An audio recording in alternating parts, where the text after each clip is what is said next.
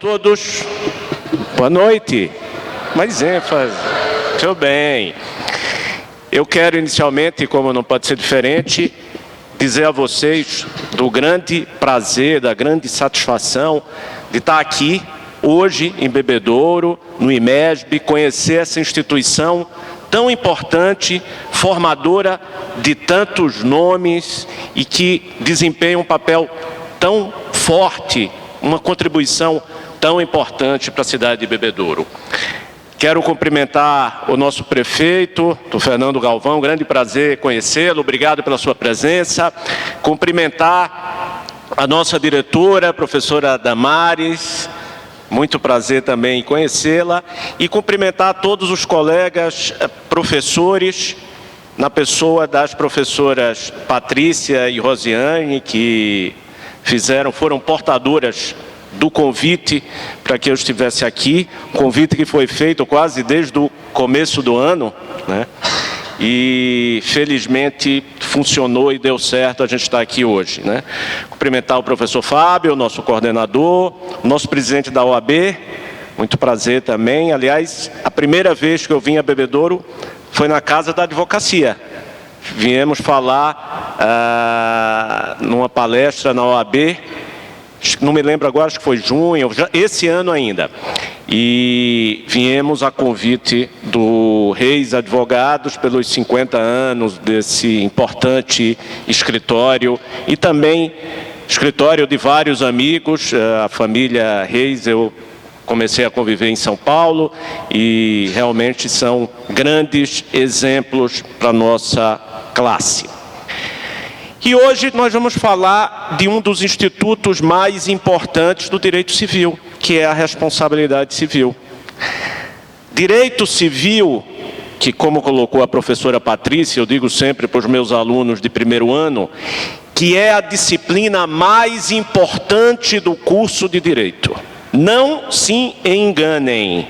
Não existe disciplina mais importante que o direito civil, porque não há como, nem só o advogado, mas qualquer pessoa, qualquer cidadão, não lidar com o direito civil, não se submeter às regras do direito civil. O direito civil está no nosso dia a dia antes da gente nascer. Antes de nascer, antes de você ser concebido, você já tem regras do direito civil, tratando, por exemplo, e hoje é uma discussão bastante atual, sobre direitos do concepturo, aquele que sequer foi concebido ainda. Nós estamos tratando dessas questões no direito civil, quando a gente trata, por exemplo, da reprodução assistida. Especialmente a situação da reprodução assistida para depois da morte. Então você tem situações em que você tem um material genético, óvulos, gametas masculinos ou femininos congelados. Nem concepção houve ainda e o direito civil já está incidindo sobre essas situações. Então o direito civil vai incidir desde antes de você ser concebido até depois da morte, e a gente tem o direito das sucessões, tratando dessas relações jurídicas para após o fim da personalidade. Não há nenhuma outra disciplina que tenha essa abrangência que tem o direito civil. Todas as outras, eu digo a vocês com muita segurança, vocês poderão, até como advogados, passar a vida inteira sem ter qualquer contato. Direito penal. Se os senhores não forem advogar na área criminal e nunca cometerem nenhum crime, os senhores passarão a vida toda sem precisar saber um artigo do Código Penal. Os senhores podem passar a vida toda sem o direito penal. Podem. Como os senhores podem também passar a vida toda, me perdoem os colegas da área, mas eu vou dizer, podem passar a vida toda sem o direito do trabalho. Se os senhores não mantiverem uma relação de emprego, tá certo? Um advogado que é prestador de serviço autônomo, não é empregado, nem tem empregados, nem advoga na área trabalhista, pode. passar a vida toda sem o direito do trabalho. E eu dou um exemplo de quem passou a vida toda sem o direito do trabalho: eu. A última vez, desculpa, tá?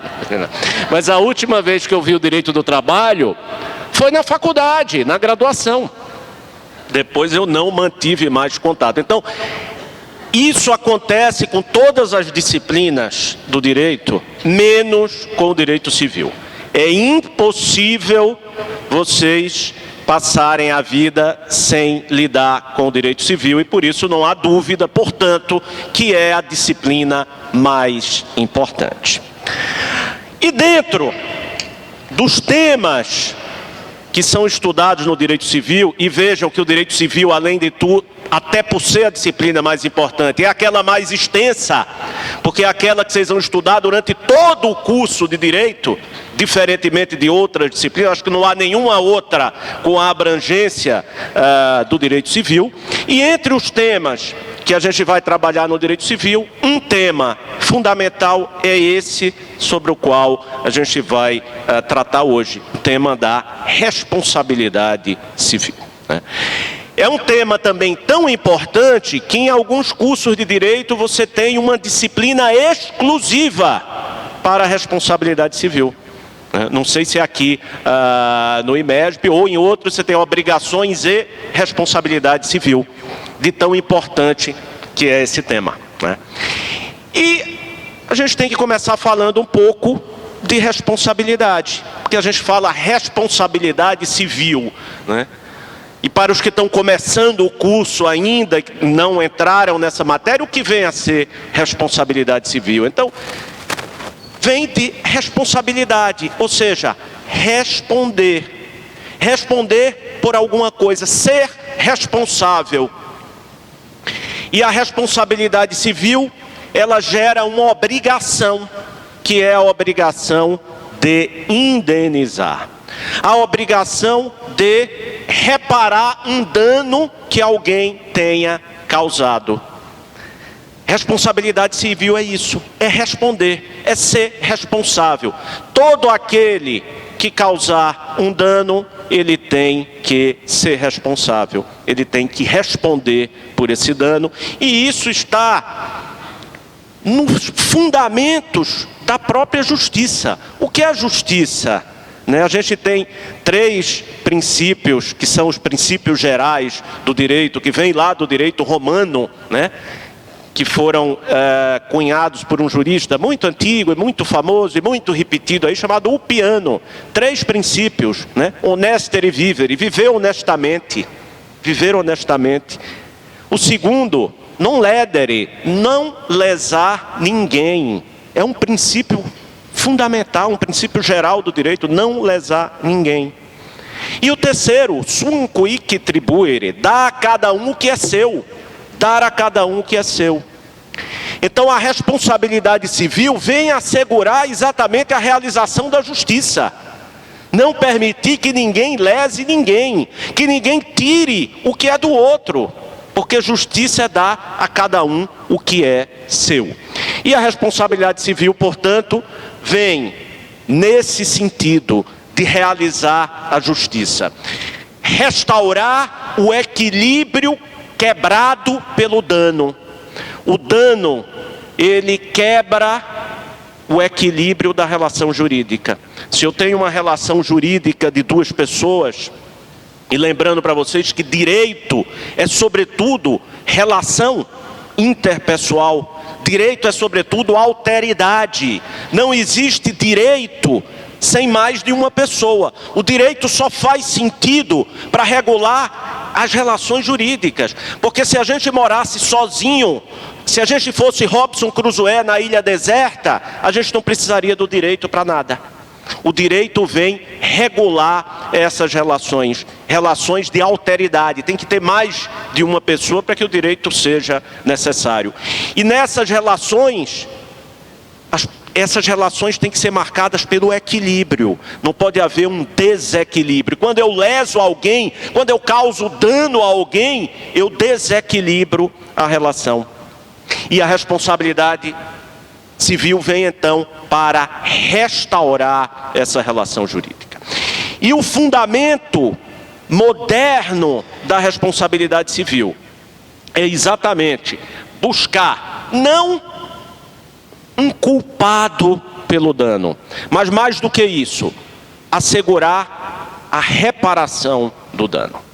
E quando a gente fala em indenização, a gente está falando em afastar o dano, porque indenização quer dizer tornar indene, ou seja, sem dano, afastar o dano. Esse é o objetivo da responsabilidade civil, afastar o dano, reparar o dano, para que seja restaurado o equilíbrio. E essa reparação, ela vai ser, na maioria das vezes, pecuniária. Ela vai ser convertida em dinheiro, porque a gente tem um outro aspecto da responsabilidade civil, que é o que a gente chama de princípio da responsabilidade patrimonial daquele que causa o dano. Porque aquele que causa o dano, ele vai reparar o dano. Muitas vezes, não é possível restaurar o status quo ante. Um vaso que se quebra, às vezes é possível você colar e restaurar aquele vaso. Mas uma ofensa à honra de alguém, não é possível você desdizer a palavra que é dita. Então você vai reparar de outra forma, você vai compensar, você vai pagar. E vai pagar com o patrimônio, você não vai pagar com o seu corpo. E no passado, a responsabilidade civil estava muito ligada à vingança privada, à responsabilidade pessoal daquele que causou dano. O olho por olho, dente por dente. A gente já saiu dessa fase, né? Hoje, a responsabilidade é sobretudo patrimonial. Os pressupostos da responsabilidade civil, e antes que a gente entre nessas tormentosas questões dos novos danos que a gente vai tratar aqui, a gente precisa lembrar para os iniciantes quais são os pressupostos da responsabilidade civil.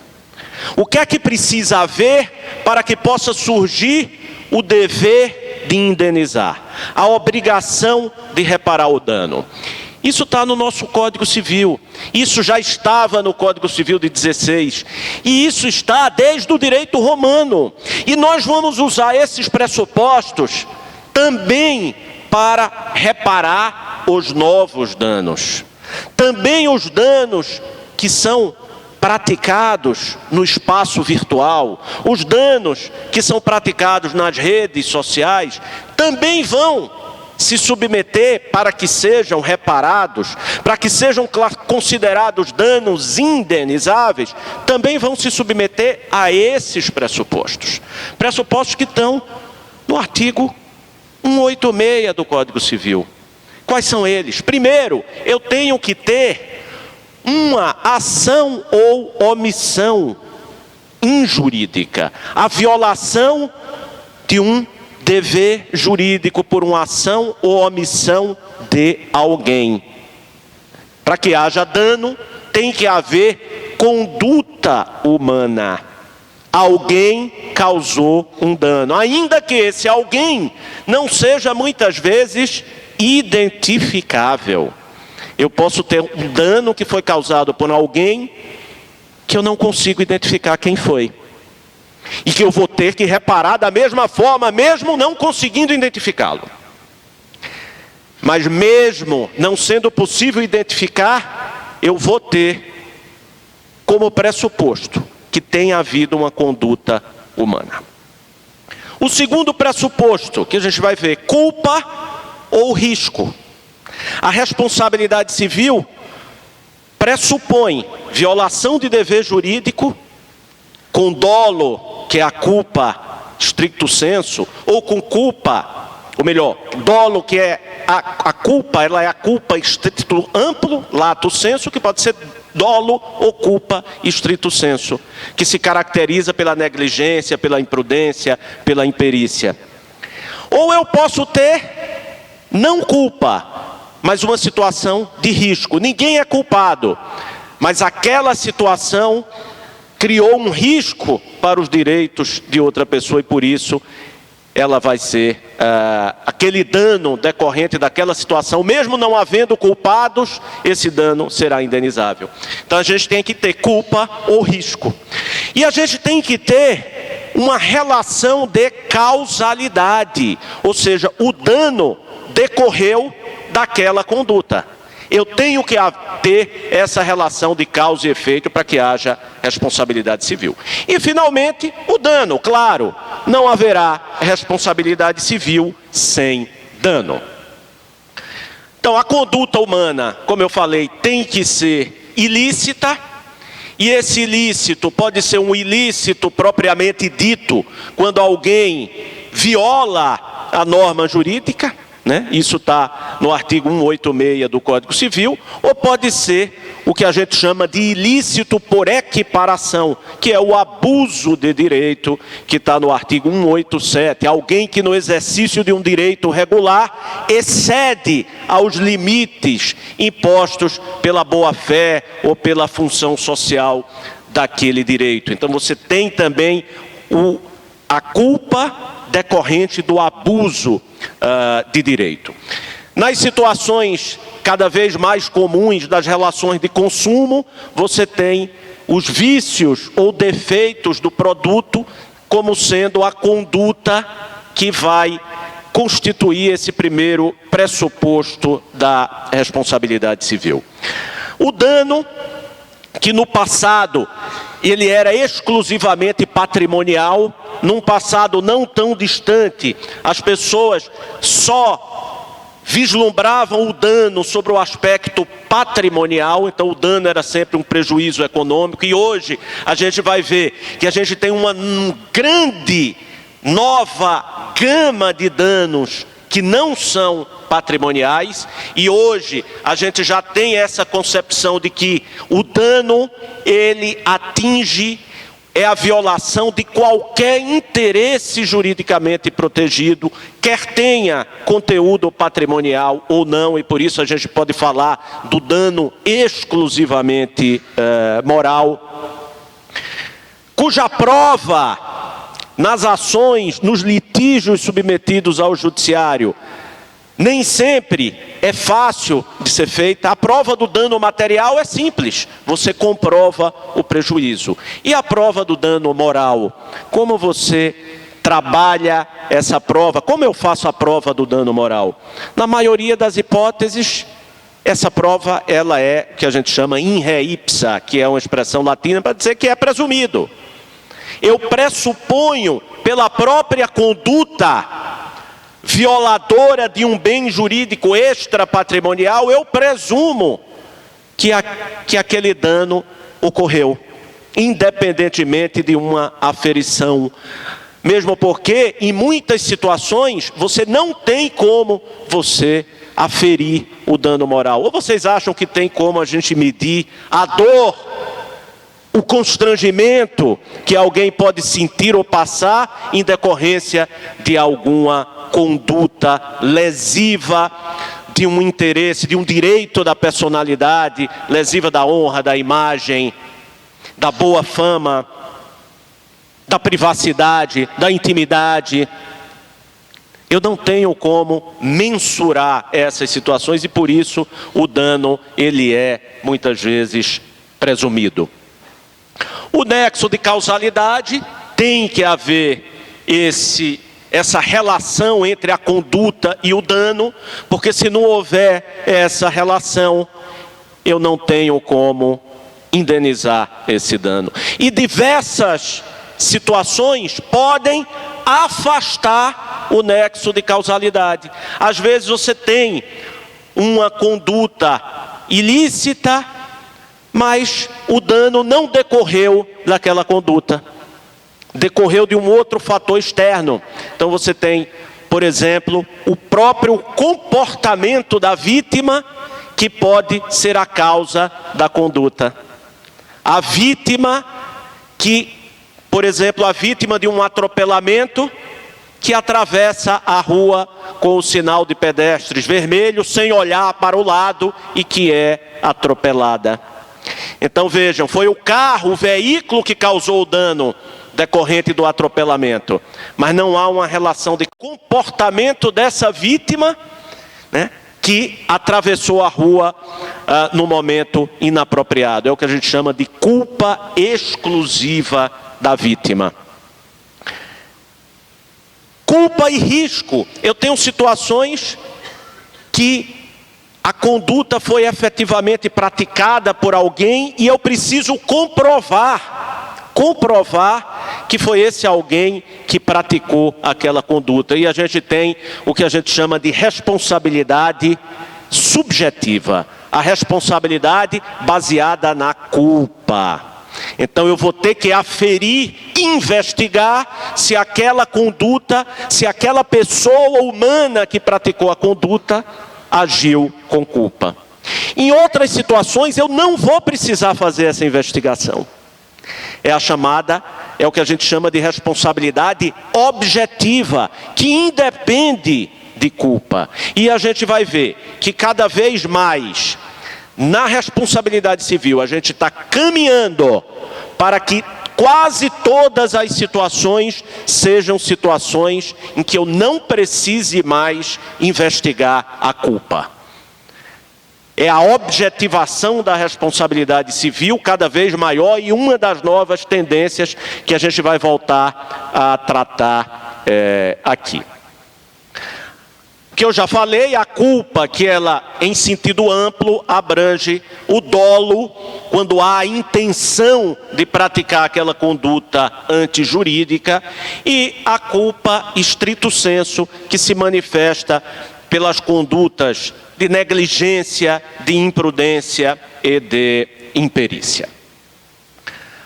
A reparação civil, ela é normalmente deduzida em juízo, é o que a gente chama de pretensão de reparação civil. Então todo aquele que sofre o dano, ele vai buscar no Poder Judiciário a reparação desse dano, mas para isso ele tem que se submeter a um prazo. E lembrem-se de outro princípio fundamental no direito, que o direito não socorre a quem dorme, né? Então por isso nós temos prazos para discutir a reparação civil em juízo.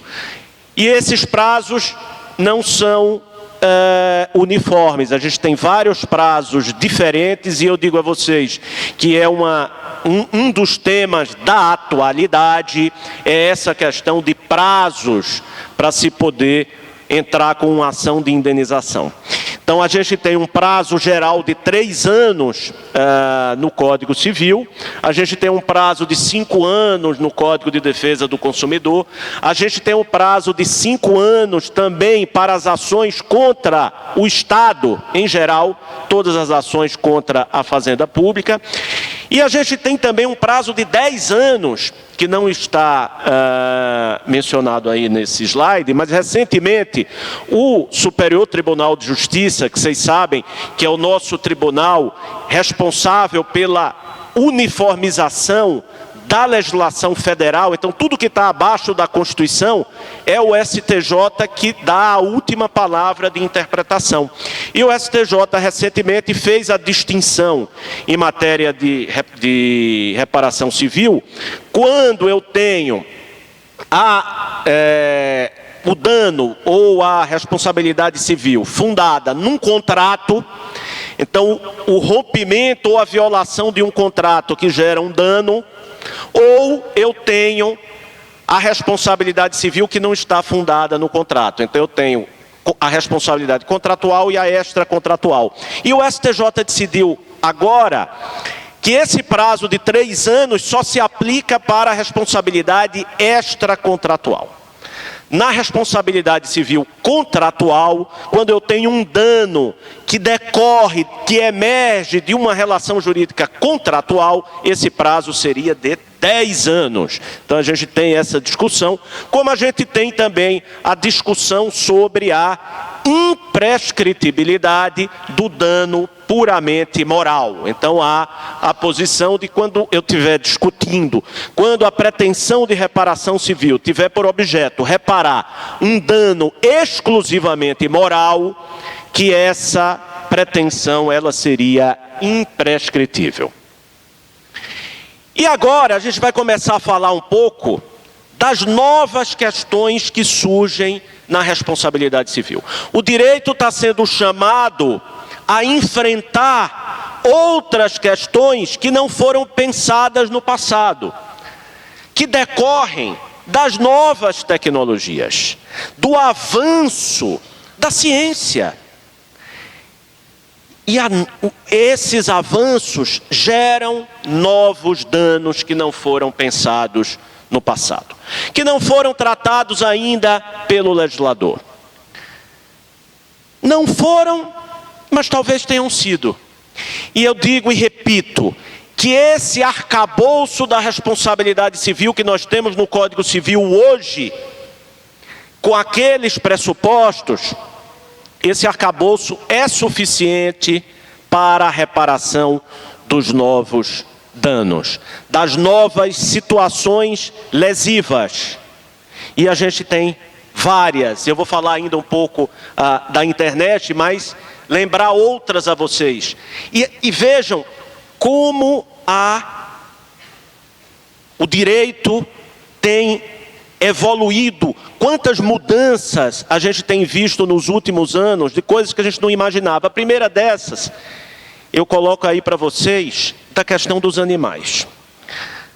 O Senado acabou de aprovar um projeto de lei, alterando o Código Civil, para fazer, sabe o quê? Alterar a natureza jurídica dos animais. Alterar a natureza jurídica dos animais. O que já aconteceu em outros países. França, Portugal, já tiraram os animais, e eu não sei aqui se vocês já devem ter estudado talvez direito das coisas, ou pelo menos a parte geral do Código Civil que trata dos bens, e lá está escrito que os animais seriam coisas. E coisas apenas com uma característica própria, que é a possibilidade de movimento.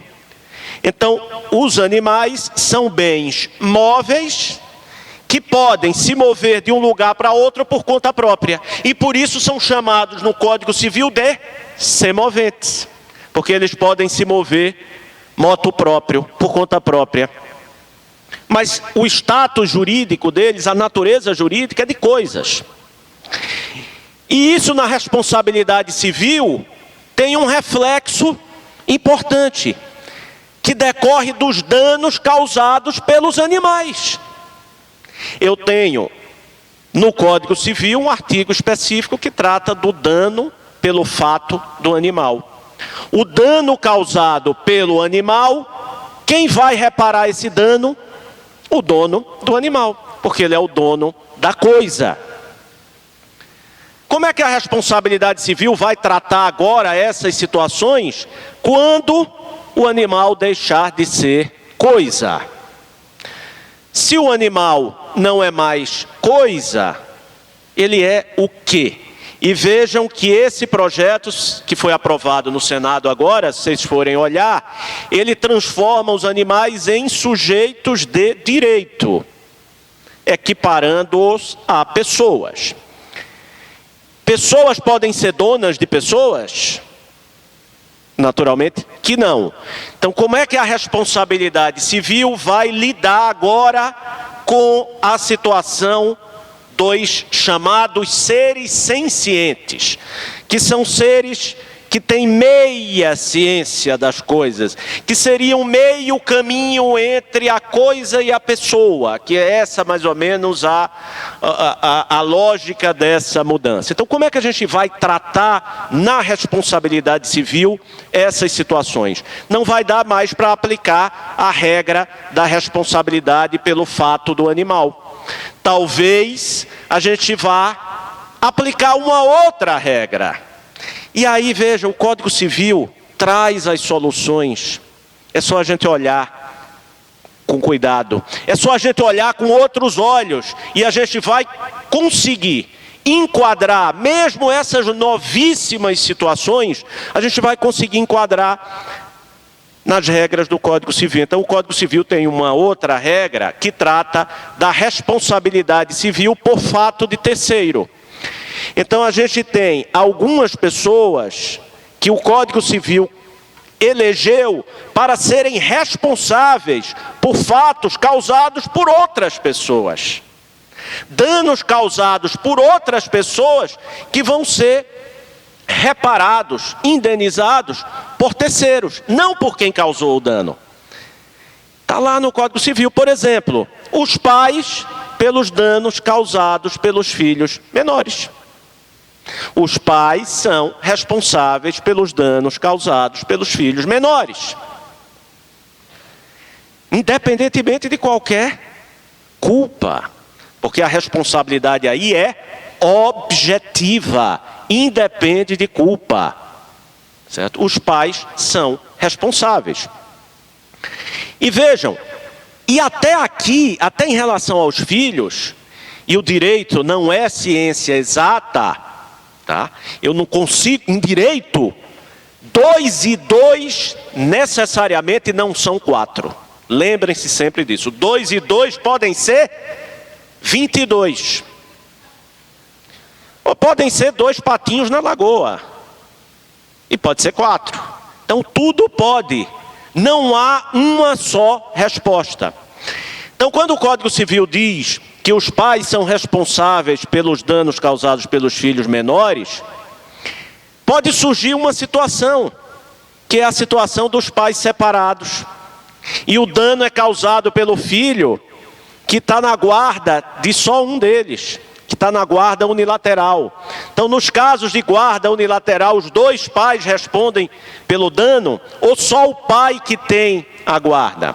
E se a guarda for compartilhada, os 2 respondem porque a guarda é compartilhada? Respondem os 2 pais porque são pais? E aí eu tenho o tal do poder familiar, que é diferente da guarda. Então a responsabilidade está vinculada ao poder familiar? Ou faz diferença quem é o guardião? Isso não está explicitado na lei. E nós vamos trabalhar com isso e vamos aplicar a lei para resolver essas situações. A lei que está aí. Então esta lei que está aí também poderá nos ajudar e nos fornecer a solução também para os danos causados pelos animais, mesmo quando os animais deixarem de ser coisa. Certo? Então, o Código Civil tem essa permeabilidade nas relações sociais, nas relações humanas, que permitem a gente fazer essa adequação da lei ao caso concreto. E a lei, gente, a lei não é só o que está escrito na lei. Quando a gente fala em aplicação da lei, a gente está falando em interpretação. São 2 operações praticamente simultâneas. Interpretar e aplicar. Para eu aplicar a lei, eu preciso interpretar. E na interpretação eu vou dar o sentido e o alcance da lei. E eu posso ampliar esse alcance. Então tudo isso é para dizer a vocês que o nosso Código Civil, mesmo antigo, mesmo muitos acham ultrapassado, mas ele pode fornecer solução também para os novos problemas. E falando dos novos problemas, a gente tem a questão das tecnologias, né? Vamos começar falando agora dos veículos que são autônomos, né? Cada vez mais a gente tem essas situações. A Google já desenvolveu o carro autônomo. Daqui a pouco a gente vai ter, inclusive, os drones de transporte aéreo de pessoas autônomos também, ou seja, sem piloto. E aí a situação que já ocorreu na Califórnia, o carro autônomo que atropela uma pessoa, que causa um dano, ou que destrói um outro veículo, bate num outro veículo. Não tem motorista. Quem é o autor do dano? E a gente viu lá que um dos pressupostos da responsabilidade civil é a ação ou omissão. Tem que ter uma conduta humana. Qual é a conduta no caso dos carros autônomos? quem é que vai ser chamado a responder pelo dano sofrido por alguém que foi atropelado por um carro sem motorista? Vocês poderão responder, bom, é a empresa, no caso, a empresa que é dona do veículo. A empresa que é dona do veículo. Talvez seja essa a solução. Mas alguém pode dizer também que não é a empresa que é dona do veículo, mas é a empresa que desenvolveu o programa de computador ou o software que causou o problema, porque foi um defeito naquele programa de computador que causou o acidente. Então eu posso também dizer que não é a empresa, mas sim quem desenvolveu o software. Ou quem é o dono do software. Porque eu tenho a empresa que desenvolveu e tem alguém que comprou. Essas questões são questões atuais, não há uma resposta no Código Civil, mas não há uma resposta porque nós não fixamos ainda na doutrina quem é que deve responder. Porque quando nós fixarmos isso, o Código Civil tem a resposta, que é exatamente a responsabilidade acima da culpa. Não importa quem foi o culpado. Nós vamos focar agora em quem tem que reparar o dano. Quem é mais responsável por aquele dano, tendo culpa ou não? É o dono do veículo? É o dono do software? É o criador do software? Quem será aquele que nós vamos entender que deve reparar o dano? E é isso que a gente precisa discutir aqui nas novas tecnologias, né? Na impressora 3D, o sujeito que compra uma impressora 3D, e nos Estados Unidos isso já é possível, e imprime uma arma em casa com a impressora 3D, e mata alguém, causa um dano, tirando a vida de alguém. Que responsabilidade teriam as empresas que fabricaram a impressora, ou que desenvolveram o software, ou o sujeito que criou a impressora 3D? Qual é a responsabilidade dessas pessoas? Essa é uma discussão, né? Nós ainda não temos essa situação concreta, talvez porque ainda não tenhamos as situações concretas de danos decorrentes do uso dessas tecnologias, né? A gente tem situações ainda experimentais, então essa hipótese do carro não tripulado, eu só conheço um caso até agora, foi um caso na Califórnia, desse carro da Google que atropelou uma pessoa. Aqui no Brasil a gente ainda não tem essa tecnologia, mas a gente já tem outras que nos levam a uma reflexão, né? Sobretudo nas relações de consumo, quando você consome tecnologias, especialmente aplicativos, né? O Uber está aí como um grande exemplo dessas situações que já estão acontecendo. E eu cito um exemplo até comigo, me aconteceu semana passada, voltava eu de uma palestra acho que no Rio, em Belo Horizonte, não estou lembrando agora, e aí eu peguei um Uber do aeroporto para o meu escritório e esqueci o meu celular no Uber. E aí, muito bem, se diz, olha, é só você ligar, etc., que eles vão localizar o veículo e você vai ter o seu item devolvido. E eles cobram, a Uber cobra uma taxa para essa devolução de itens perdidos. Só que eu liguei e não consegui contato com o motorista, porque a Uber transfere a ligação para o celular do motorista. E o celular do motorista não atendia, não atendeu. E o meu celular desligado, que foi muito estranha essa situação, né? Porque na mesma hora quase que eu notei que tinha esquecido, eu comecei a ligar. E não. Moral da história, eu recebi de volta o celular. Uma semana depois. obviamente eu adquiri um outro celular. E eu tive um dano. E eu vou entrar com uma ação de indenização. Contra quem eu vou dirigir a minha pretensão de reparação civil? Contra o motorista? Não.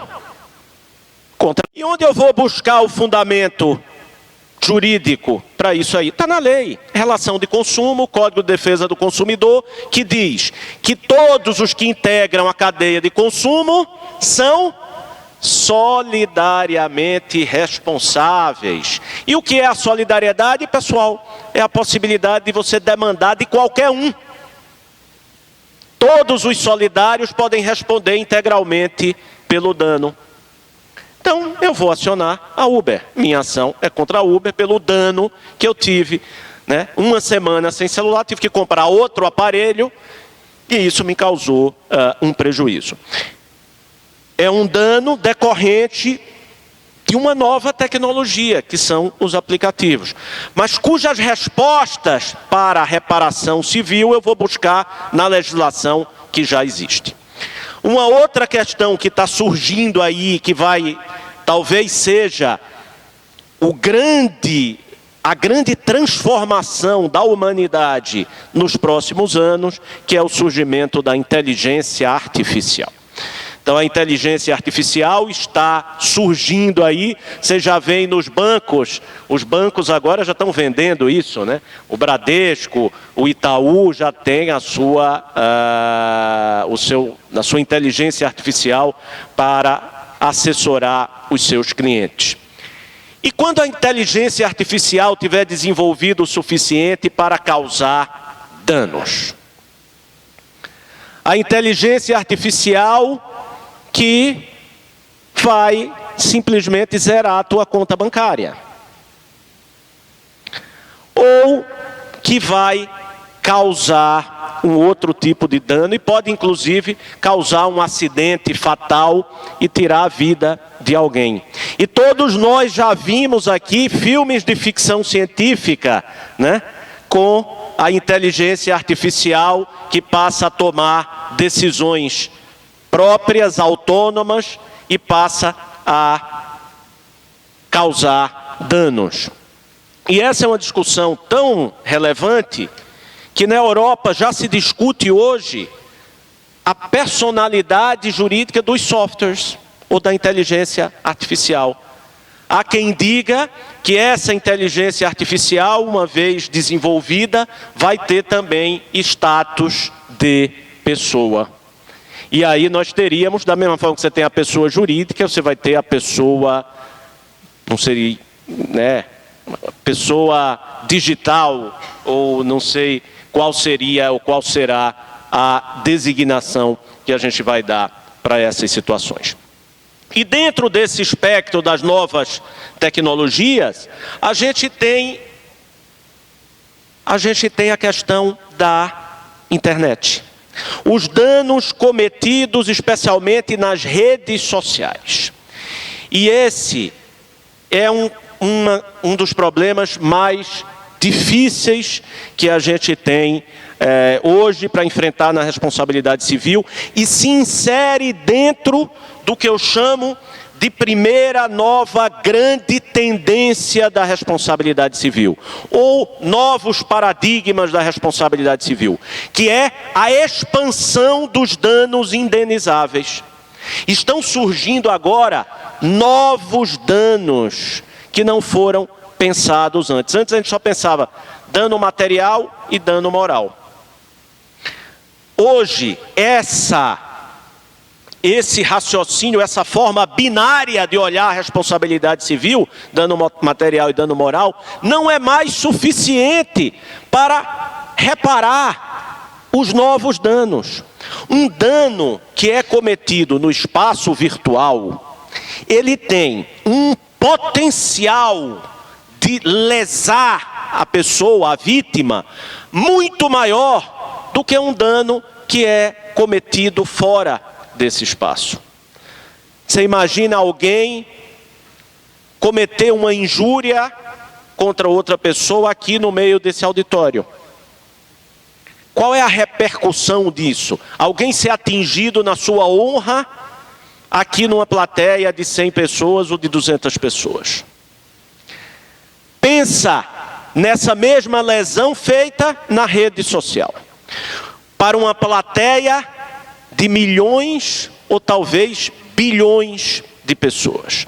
Um dano ou uma conduta lesiva, um vídeo, por exemplo, atacando a honra de alguém, que pode ser repetido ou replicado, melhor dizendo, copiado, baixado infinitas vezes. Infinitas vezes. Qual é o potencial desse dano? É de uma dimensão que não dá para a gente mensurar. E por isso, o paradigma atual da responsabilidade civil pelo dano moral, quando a gente quer compensar ou reparar o dano pela extensão desse dano, e é isso que o Código Civil diz, que o valor da indenização vai ser medido pela extensão do dano. Quando eu tenho um dano cometido no espaço virtual, eu já não tenho mais como medir essa extensão, porque essa extensão pode ir até o infinito. E a gente tem vários exemplos que a gente pode citar, e já de algum tempo. Eu cito a vocês, por exemplo, um vídeo que foi feito com aquela modelo, a Cicarelli, a Daniela Cicarelli. Vocês, talvez muitos tenham visto, um vídeo na praia com um namorado, etc. E que até hoje a gente fala desse vídeo. E certamente milhares de pessoas têm esse vídeo porque baixaram em algum momento. Não adianta nem o provedor de internet retirar o vídeo do ar, porque você não tem, essa simples retirada do ar não tem o condão de estancar o dano, porque esse dano ele é praticamente perpétuo. E esse é o nosso desafio hoje em matéria de responsabilidade civil na internet. As redes sociais, o potencial também de divulgação ou de potencial de espalhamento, né? O dano se espalha de forma quase infinita. E hoje a gente encontra nos tribunais algumas decisões muito interessantes em tema de, por exemplo, ofensas que são proferidas nas redes sociais, em comentários, assegurando a indenização contra quem, não só contra quem fez o comentário ofensivo, ou contra quem disseminou a notícia falsa, o fake news, mas também contra quem propagou, contra quem compartilhou, e até mesmo, contra quem curtiu às vezes. Porque o curtir em algumas redes sociais tem uma repercussão muito grande. Hoje existem personagens que são chamados de influenciadores digitais, que têm milhares de seguidores. Pessoas que cobram, inclusive, para curtir uma publicação, uma postagem. O que significa dizer que o curtir dessas pessoas tem uma repercussão, potencializa aquela postagem. E por isso, se aquela for uma postagem lesiva ao direito de alguém, uma postagem causadora de dano, o simples ato de curtir pode atrair para aquela pessoa os pressupostos da responsabilidade civil. Porque aquele curtir pode ser considerado uma conduta causadora de dano ou potencializadora do dano. Então a gente tem que ter muito cuidado em como se comportar nas redes sociais. A gente precisa ser muito responsável, comprometido com a verdade, comprometido com os princípios gerais do direito, especialmente com o non ledere, não lesar ninguém. Esse é a nossa principal preocupação hoje em lidar, em trabalhar no espaço virtual. E aí dentro desse espectro de novos danos que surgem, eu trago aqui uma lista para vocês, mas essa lista ela não é exaustiva. São exemplos de novos danos com os quais a gente está trabalhando hoje. E por que é importante a gente identificar novos danos como danos autônomos? Porque isso influencia na reparação.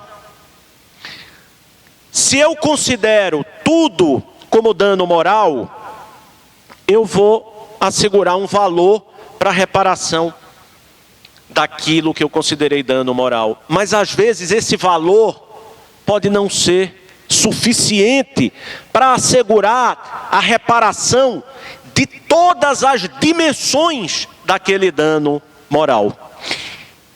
Então vejam, a gente tem o dano patrimonial, que é aquele que lesa o patrimônio. E a gente tem o dano extrapatrimonial, que muitos consideram sinônimo de dano moral, que é aquele que lesa um interesse não patrimonial. Basicamente, um direito da personalidade. O dano moral também pode ser definido como violação a direito da personalidade.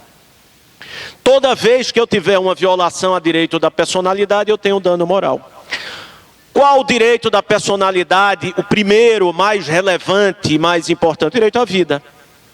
Dentro do direito à vida, eu tenho direito à integridade física e psíquica. Está dentro, é uma das dimensões do direito à vida. Então, qualquer lesão à integridade física, por exemplo, uma lesão corporal, é violação a direito da personalidade e é dano moral. Por isso que alguém que é atropelado, ele sofre dano moral. E pode sofrer dano material também, se ele comprova o prejuízo que ele teve. Pagou um tratamento, deixou de trabalhar, é o que a gente chama lucro cessante. Então você pode cumular o dano moral e o dano material.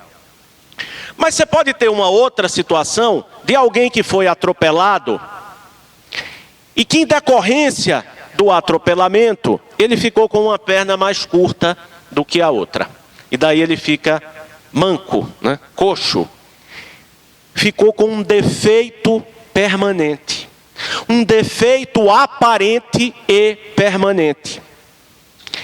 E aí, a doutrina e a jurisprudência começaram a separar essas situações para dizer, olha, uma coisa é uma lesão à integridade física que alguém vai para o hospital, curou e ficou bom. Teve dano moral? Teve. Mas passou. Então ele vai receber a indenização pelo dano material que ele comprovou e também pelo dano moral. Mas nesse outro exemplo, que o sujeito saiu com um defeito permanente, tem um dano a mais aí, que não é só o dano moral. Esse sujeito que saiu com um defeito permanente do hospital, não é igual ao sujeito que saiu totalmente curado. Os dois tiveram dano moral, porque tiveram lesão a direito da personalidade. Mas um outro teve um plus, teve um dano a mais. E aí se descobriu, se tratou como dano autônomo essa situação e passou a se chamar de quê? Dano estético. E aí surge toda a teoria, a doutrina e a jurisprudência assegurando o dano estético. O dano estético, que é diferente do dano moral. E é importante, repito, a gente identificar o novo dano, porque senão ele fica sem reparação. Se a doutrina não tivesse, nesta situação do defeito permanente, identificado um outro dano, a vítima só receberia o dano moral. Talvez com um pouco maior, com um agravante, mas essa reparação não seria adequada. Para que eu tenha a reparação adequada, eu preciso identificar o dano. E eu vou fixar um valor de indenização para cada dano. Por isso a importância de separar, de autonomizar, tratar como dano autônomo. Então surgiu o dano estético ao lado do dano moral. Mas vamos continuar nesse mesmo exemplo do sujeito que foi atropelado.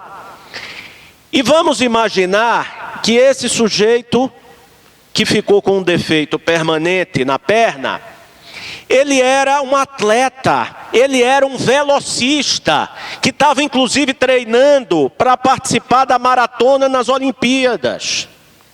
E agora ele não pode mais correr. Vejam, ele teve um dano à integridade física, foi uma lesão à sua integridade física quando foi atropelado. Então, portanto, o dano moral. Ele teve o dano estético, ele ficou com um defeito aparente, permanente. Mas será que para por aí? Será que essa situação específica dele, que era um velocista, atuava profissionalmente como atleta, não tem um diferencial aí? Será que se eu der somente o dano moral e o dano estético, eu terei reparado adequadamente esse dano? Não. E aí surge uma discussão.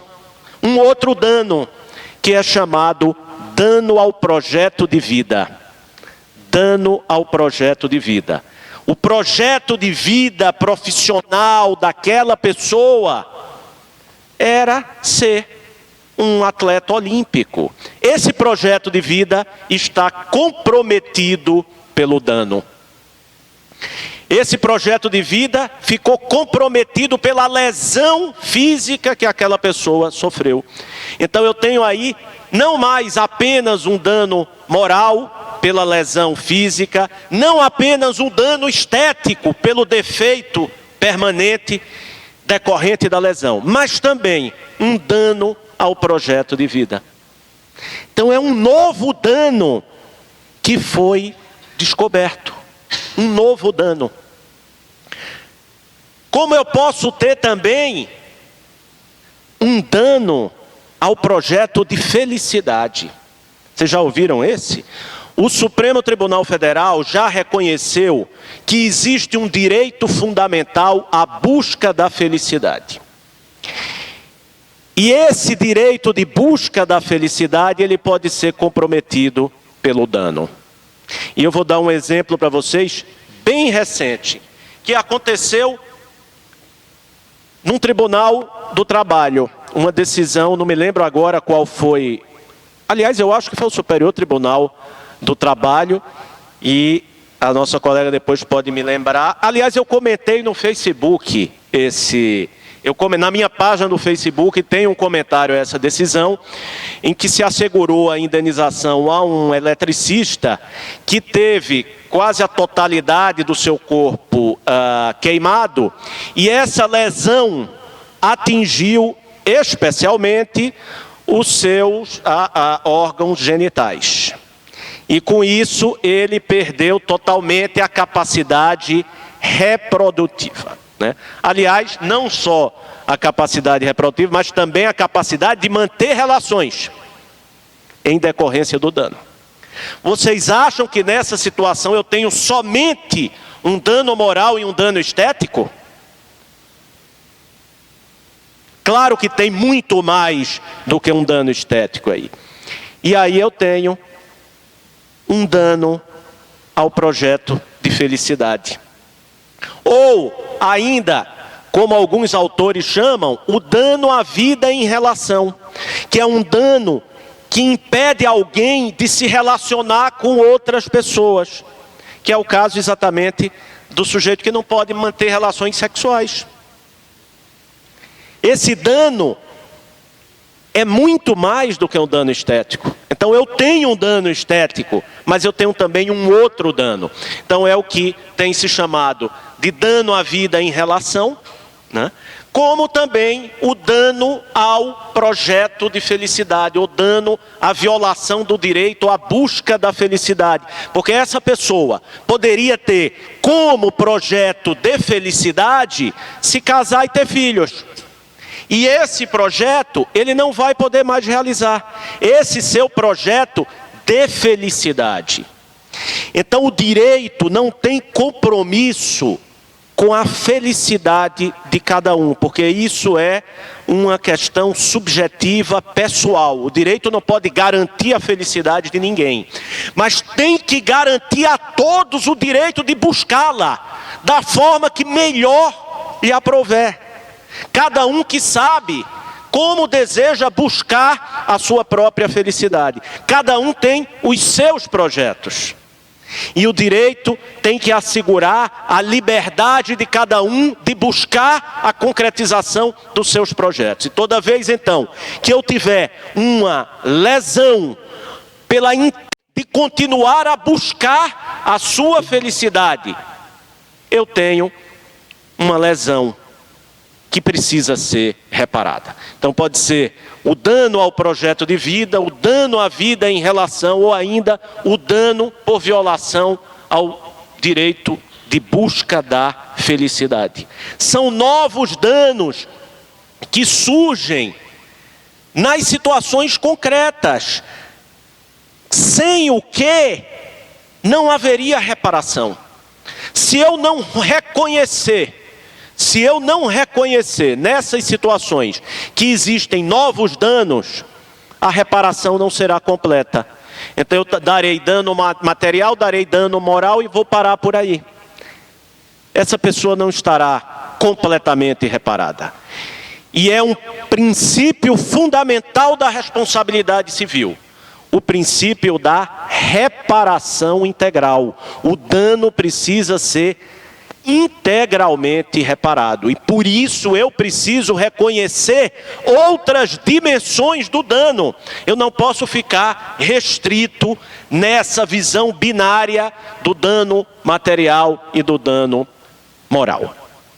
Então hoje, tanto na doutrina como na jurisprudência, a gente já tem visto cada vez mais essas situações sendo reconhecidas.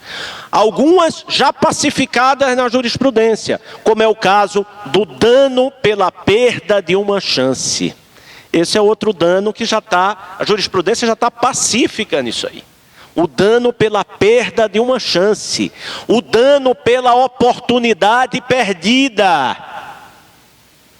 Vejam, o dano pela perda de uma chance nem é material, nem é moral. É o dano pela perda de uma chance. O que é que eu perco? Eu não perco uma parcela do meu patrimônio, eu não tenho uma lesão a direito da personalidade, mas eu perco uma oportunidade. Uma oportunidade de alcançar ou não um resultado. O sujeito que é atropelado, quando está a caminho de um concurso público que ele vai fazer, um dos senhores aqui concluiu o curso de Direito, está prestando concurso para a magistratura, no meio do caminho, o senhor é atropelado por um sujeito que atravessou o sinal vermelho e o senhor não consegue fazer a prova. O senhor perde o concurso por conta de um ato ilícito do sujeito que atravessou o sinal vermelho. Que dano eu tenho aí? Eu tenho um dano material, se comprovar o prejuízo material, eu vou ter um dano moral pela lesão à integridade física. Mas será que essa lesão à integridade física, nesse exemplo, é a mesma para um outro sujeito que é atropelado na frente de casa e que não estava indo para lugar algum? Os dois têm uma lesão à integridade física. Mas no caso do sujeito que estava indo fazer o concurso, será que não tem um plus? Não tem algo mais nessa situação? Será que se você conceder a mesma indenização por dano moral para o sujeito que foi atropelado na porta de casa, para aquele outro que foi atropelado chegando no local da prova do concurso público, será que você reparou adequadamente os dois casos? É intuitivo, a gente sente que no segundo caso tem uma coisa a mais. E aí por isso se desenvolveu essa ideia da perda de uma chance. Qual foi o dano a mais, além da integridade física, que o candidato ao concurso público sofreu? Será que foi o dano material? Porque aí ele vai considerar que ele, se passasse no concurso, teria um salário X e ele perdeu tudo isso por conta do dano? Claro que não. Ele não sabe se passaria no concurso? Como é que você pode colocar um dano material aí pelo salário que ele teria se tivesse passado naquele concurso? Claro que não. Na responsabilidade civil, eu preciso que o dano seja concreto e atual. Não existe dano hipotético. E aí seria um dano hipotético. Então não há reparação para essa, não é reparação equivalente ao salário que o sujeito teve. Mas alguma coisa eu tenho que dar a ele. E o que é que ele perdeu? Ele perdeu o salário? Não. Ele não perdeu o salário do cargo, porque ele não sabe se ele passaria no concurso, nem sabe se passando seria nomeado. Ele perdeu a chance. Ele perdeu a oportunidade de participar daquele concurso. Perdeu a oportunidade de saber se seria ou não aprovado. A chance de saber se venceria ou não aquela etapa. E essa chance, ela caracteriza um dano autônomo. É o dano pela perda da chance.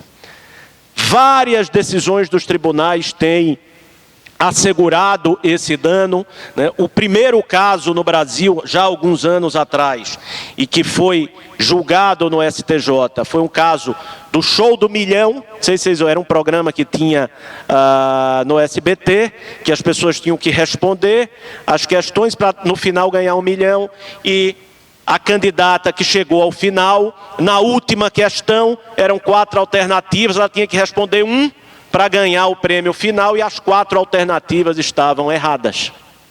E aí ela não consegue ganhar porque as 4 estavam erradas.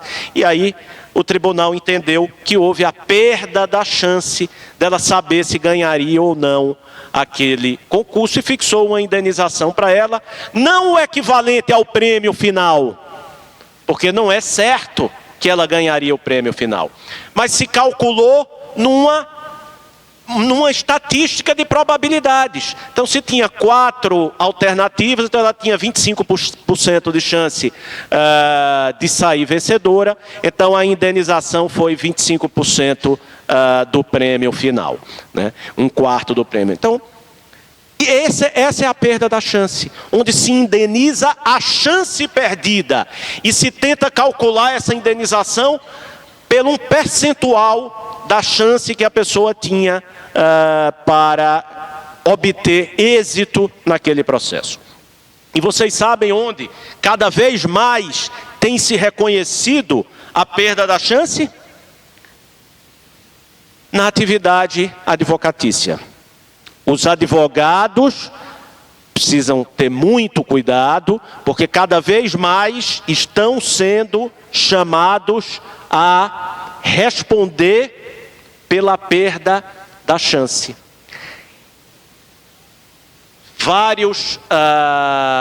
Aqui tem alguns exemplos de condutas do advogado que podem levar à responsabilidade civil por perda da chance. O advogado que perde um prazo de recurso ou o prazo da ação que você deixa prescrever, ele pode ser chamado a indenizar o seu cliente pela perda da chance. Indenizar exatamente porque fez o cliente perder a chance de saber se ia ganhar ou não a ação. Ele vai indenizar o cliente pela oportunidade que ele fez o cliente perder. Deixou prescrever a ação, não entrou com a ação no prazo. Ou a ação foi julgada improcedente e ele deixou de interpor o recurso. O cliente pode alegar perda de uma chance. Perda de uma chance. E várias decisões a gente encontra na jurisprudência reconhecendo essa responsabilidade do advogado por perda de uma chance. Tá? Então, vamos ficar muito atentos no nosso dever de diligência como advogados. Nós não temos obrigação de resultado. Nenhum advogado se compromete com o resultado da causa. Mas nós temos a nossa principal obrigação, é a obrigação de diligência. O advogado tem que ser diligente, tem que fazer o seu melhor. Esse é o nosso compromisso. E não fazer o melhor significa ser negligente. E a negligência, que é culpa, a nossa responsabilidade civil pelo Código de Defesa do Consumidor, ela é subjetiva, ela é baseada na culpa, mas a violação do dever de diligência caracteriza exatamente essa culpa. Outras situações aqui de perda da chance no direito do trabalho, no direito do consumidor, responsabilidade civil do Estado. Eu vou deixar esses slides com vocês, porque a gente não vai ter tempo de aprofundar todos esses itens. A gente já está aqui chegando ao final da nossa exposição, porque são muitos temas e talvez eu não consiga passar dessa primeira tendência da responsabilidade civil, que é essa ampliação dos danos, porque são tantos danos com os quais a gente está lidando hoje, que um dia só não seria suficiente para a gente entrar em cada um deles. Então, na verdade, eu vim falar aqui dos 3 novos paradigmas da responsabilidade civil, mas eu vou parar no primeiro, que a gente ainda vai falar mais algumas coisas aqui, que são os novos danos, né? A gente teria que falar ainda da objetivação da responsabilidade civil, que é um novo paradigma. Cada vez mais a responsabilidade é mais objetiva do que subjetiva, e o futuro da responsabilidade civil vai ser a total objetivação da responsabilidade civil. Não se preocupar mais em culpado. Eu não quero saber mais quem é o agente causador do dano, eu quero saber quem vai reparar o dano. Isso é o que importa. Então a responsabilidade civil no futuro, e já num futuro muito próximo, vai se preocupar apenas com o dano. O objetivo da responsabilidade civil não é achar um culpado, é reparar o dano. E nem sempre o culpado vai ser o responsável pela reparação, até mesmo porque em muitos casos, como a gente já viu, eu não vou conseguir nem localizar o culpado, certo? Então eu tenho que localizar quem vai pagar o dano, quem vai reparar. Então a tendência da objetivação da responsabilidade, cada vez mais, uma plena objetivação da responsabilidade civil. E a outra tendência que decorre dessa objetivação é a coletivização da responsabilidade civil. A partir do momento que a gente vive numa sociedade que muitos autores consideram, chamam como a sociedade do dano, nós vivemos hoje a sociedade do dano. O dano está em toda parte. Em toda parte.